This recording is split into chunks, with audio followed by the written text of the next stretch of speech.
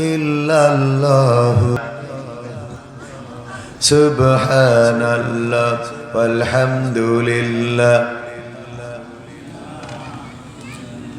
la ilaha illallah muhammadur rasulullah sallallahu আমিহীন পৃথিবী এমনই রবে শুধু আমাকে ছেড়ে চলে যেতে হবে আমিহীন পৃথিবী এমনই রবে শুধু আমাকে ছেড়ে চলে যেতে হবে কাঁদবে স্বজনেরা থাকবে আপনেরা থাকবে আপনেরা কাঁদবে স্বজনেরা দুটো দিন পরে আবার ভুলে যাবে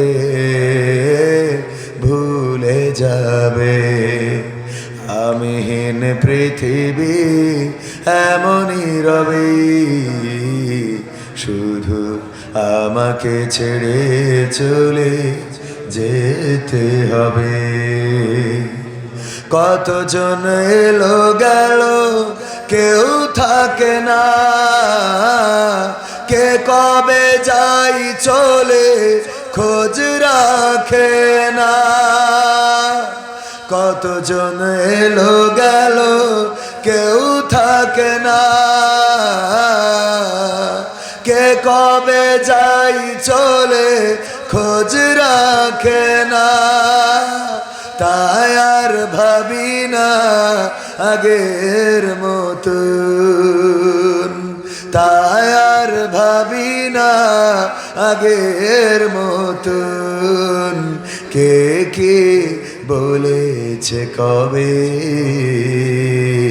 কে কি বলেছে কবে আমিহীন পৃথিবী এমনই রবে শুধু আমাকে ছেড়ে চলে যেতে হবে ঘরলি ভুলে যাবে ঘরেরও কথা সাজাবে নতুন সংসার সন্তান ভুলে যাবে কিছুকাল পরই কে ছিল পিতা যে তার ঘরলি ভুলে যাবে ঘরেরও কথা সাজাবে নতুন সংসার সন্তান ভুলে যাবে কিছুকাল পরই কে ছিল পিতা যে তার মিছে এই দুনিয়ায় মিছে সব কাজ সত্য জীবনে এই নামবে যে সাজ মিছে এই দুনিয়ায় মিছে সব কাজ সত্য জীবনে নামবে যে সাজ তাই আর ভাবি না আগের মতন তাই আর ভাবি না আগের মতন কে কে বলেছে কবে কে কি বলেছে কবে আমিহীন পৃথিবী এমনই রবে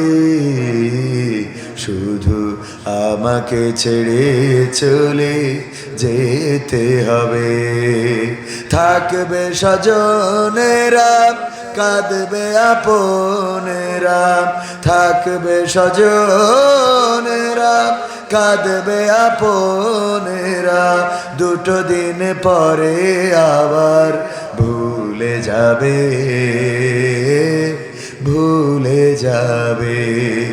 তুমিহীন পৃথিবী এমনই রবে, শুধু তোমাকে ছেড়ে চলে যেতে হবে। ঠিক না বে ঠিক?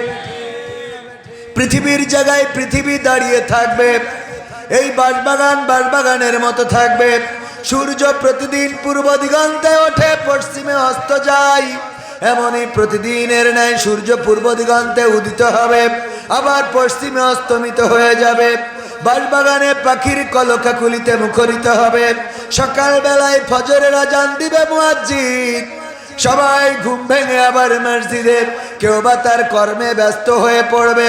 কিন্তু আমি আপনি যেদিন ঘুমিয়ে যাব, ওই দিন আজান হবে, পাখির কলকাকলিতে দুনিয়া মুখরিত হবে, বাজারগুলো আবার জাকজমক হয়ে উঠবে।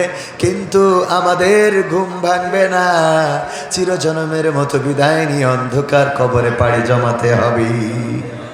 ঠিক না বেঠে? এই পৃথিবী ছেড়ে জামাই লাগবে, অন্ধকার কবরের বাসিন্দা হয়ে যাব। কিন্তু কে কবে মারা যাবে এটা কি কেউ জানি না? জানি না। কার মৃত্যু কখন হবে জানি না। একসাথে বড় হয়েছি, এমন কত বন্ধু চিরজনমের মতো বিদায় নিয়ে চলে গেল। কেউ দেশে আছে, কেউ বিদেশে আছে, কেউ আমার আগে মারা যাবে, কেউ বা আবার আমার পরে মারা যাবে। এই তো দুনিয়া, কিন্তু মারা যেতে হবে এটা নিশ্চিত। ঠিক না বেঠিক?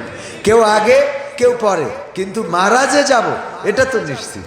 দুনিয়ায় কেউ থাকবে না। 2000 সাল আমাদের অনেকের জীবনে এসেছিল, আবার এখানে অনেকেই আছে যাদের 2000 সালের পরে জন্ম হয়েছে। 20 বছর, 22 বছর, 23 বছর যাদের বয়স, তারা 2000 সালটা দেখে নাই। ঠিক কিনা? আর যাদের 25 বছরের উপরে, বিশেষ করে ছোট মানুষ, ওরা 2000 সাল বোঝেই নাই। আমরা তো অন্তত 2000 সাল বুঝেছিলাম যে 2 এর পরে একটা সংখ্যা আসছে, 1999, তারপরে 2000 আসছে। 1900 সাল এসেছিল, 2000 সালও এসেছে, আবার 2100 সাল আসবে। কত সাল? 2100। কত? 2100। এখানে এমন কেউ আছেন যে 2100 সালে বেঁচে থাকবেন, এই গ্যারান্টি দিতে পারেন? 2100 সাল পর্যন্ত বাঁচতে হলে আপনাকে এখনো 75 বছর বাঁচতে হবে। যদি 75 বছর কেউ এই জায়গার মানুষ বাঁচেও, তার অন্তত ও বেঁচে থাকার থেকে মরে যাওয়া ভালো। ঠিক না বেঠিক?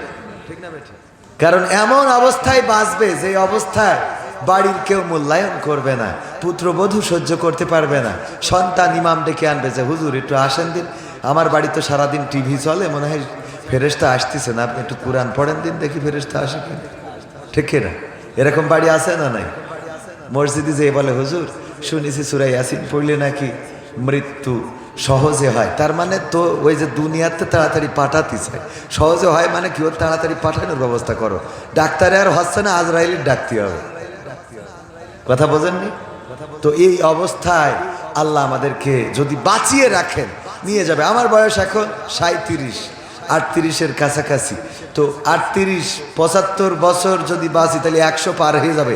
100 বছর যদি সে বেঁচে থাকে, ওর টাওয়ার থাকলেও নেটওয়ার্ক থাকবে না। ঠিক না বেঠিক? টাওয়ার থাকবে কিন্তু নেটওয়ার্কে কাজ করবে না।